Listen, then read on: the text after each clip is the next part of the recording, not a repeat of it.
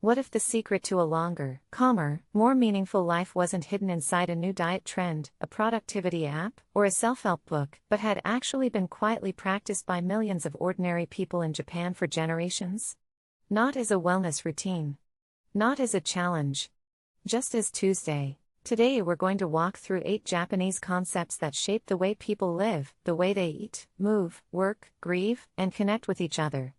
And I promise you, by the end of this, at least one of these is going to hit somewhere personal. Let's get into it. Let's start with something that might change the way you think about habits entirely. It's called Kaizen, and the word itself just means continuous improvement. But the idea behind it is almost the opposite of what we usually associate with self-improvement. We tend to think transformation looks dramatic, a full lifestyle overhaul, a strict new schedule, a complete reinvention starting Monday. Kaizen says forget all of that. Instead, just aim to be 1% better today than you were yesterday. That's it. 1%. Companies like Toyota built entire production systems around this philosophy, the idea that small, consistent refinements compound into something extraordinary over time. And when you apply it to your own life, it becomes surprisingly powerful because it completely removes the friction that kills most good intentions. You can't talk yourself out of reading one page. You can't skip a single push-up. The commitment is so small it almost feels silly, but that's the entire point. You show up. You do the thing. And slowly, almost without noticing, you become someone different. Now once you're moving in a direction, the next question is, where exactly are you going? And that brings us to a concept called Ikigai. This one has been talked about a lot in the West recently, but it's worth sitting with it properly because most people only get half the picture. Ikigai roughly translates to a reason for being. It's the thing that makes you look forward to getting out of bed in the morning. And it lives at the intersection of 4 things: what you love, what you're good at, what the world genuinely needs, and what you can sustain yourself doing. Notice that all 4 have to overlap. Something you love but can't be paid for stays a hobby. Something you're paid for but don't love eventually hollows you out. The sweet spot, your Ikigai, is where all 4 circles meet. In Okinawa, one of the places in the world where people consistently live past 100, researchers have found that having this clear sense of direction is deeply tied to both physical and mental longevity. It's not that people with Ikigai avoid hardship. It's that they have a reason to move through it. Speaking of the body, let's talk about something that sounds deceptively simple but is genuinely one of the more powerful health practices in Japanese culture, and it's called Hara Hachi Bu. The phrase comes from a Confucian teaching and it means, eat until you are 80% full. Now your first reaction might be, how do you even know when you're 80% full? And that question is actually the whole practice.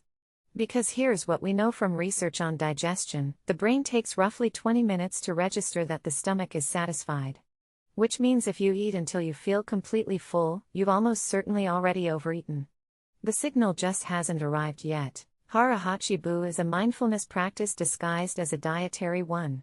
It asks you to slow down, to pause mid-meal, to actually check in with your body rather than eating until the food is gone or the show ends. Over time, this small habit of slight caloric restraint reduces inflammation, protects digestion, and keeps your energy stable in a way that extreme dieting never quite manages, because it's not a diet. It's just a quieter relationship with food. Now let's step outside for a moment, literally. There's a practice called Shinrin-yoku, which translates to forest bathing, and before you picture anything strenuous, let me clarify, this has nothing to do with hiking. There's no goal, no trail to finish, no fitness tracker to satisfy. Shinrin-yoku is simply the act of walking slowly through trees, without your phone, without a podcast, without an agenda, just being present in nature long enough for your nervous system to actually downshift. And the physiological research on this is fascinating. Time spent in forested environments measurably lowers cortisol levels, reduces blood pressure, and activates what scientists call the parasympathetic nervous system, the part of you that handles rest and recovery, as opposed to the fight or flight mode that most of us are living in for the better part of our waking day. The Japanese didn't need a clinical study to know this worked. They just kept doing it, generation after generation, because it made people feel better. That's not nothing. In a world that rewards busyness and treats stillness as laziness, deliberately walking among trees with no outcome in mind is quietly radical. Let's shift from the natural world to something more internal, a mindset called Wabi-sabi. This one is harder to translate because it's less a practice and more a way of seeing. At its core, wabi-sabi is the acceptance of, and even the appreciation for, things that are imperfect, impermanent, and incomplete. You see it in Japanese aesthetics everywhere: the asymmetry of handmade pottery, the moss growing over old stone, the way autumn is celebrated precisely because it ends. But the deeper application is personal. Wabi-sabi pushes back against the exhausting modern pressure to optimize everything: your body, your apartment, your career, your social media presence, into some frictionless ideal. It suggests that the worn edges of things, the evidence of use and time and experience, are not flaws to be corrected.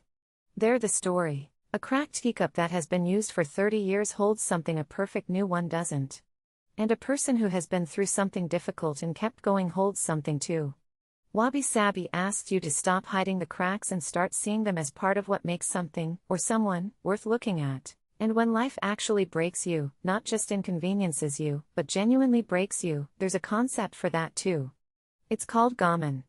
And it might be the most quietly powerful idea we'll cover today. Gamen is often translated as perseverance, but that doesn't quite capture the texture of it.